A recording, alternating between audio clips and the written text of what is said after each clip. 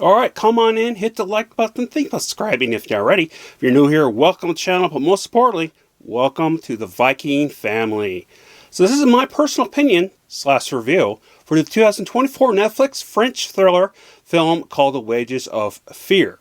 Now, this is a remake of the 1953 French thriller film of the same name. Now, here's the plot.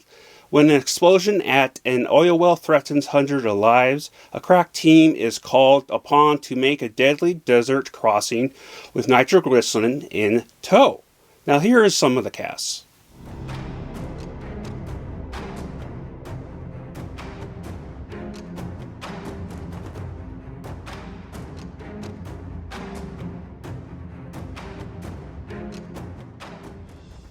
So I've never seen the original 50s version, but I'm getting the feeling they upgraded the time area as it's in the Middle East with ISIS-like groups.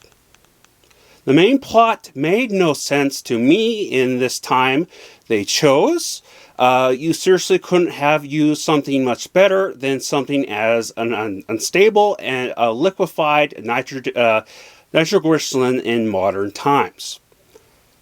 I mean, C4 exists. This takes place in normal and today time. So I'm sure there's a lot of other stuff you get hands on, especially in the Middle East. I know you're in the desert, but you know, it's like there's a whole bunch of things to it, and it's just the point of that is just kind of really kind of confusing, or not confusing, but kind of stupid.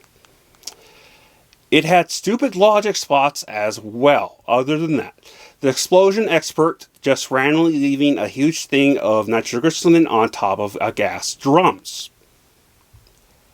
That is per much what really took me out of the film right away. That's just like really, that part killed me, obviously. It was the most stupidest and clear what was going to happen. They didn't even try to be subtle about it.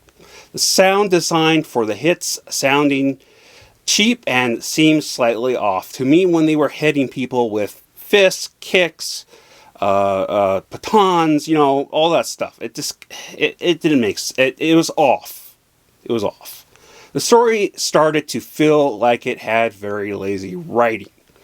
Here's my rating on my thoughts.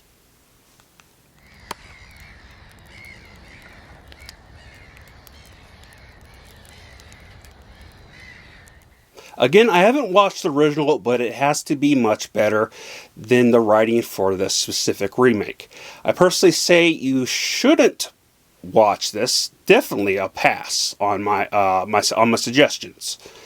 Yeah, I mean, what are your guys' thoughts? Leave them down below.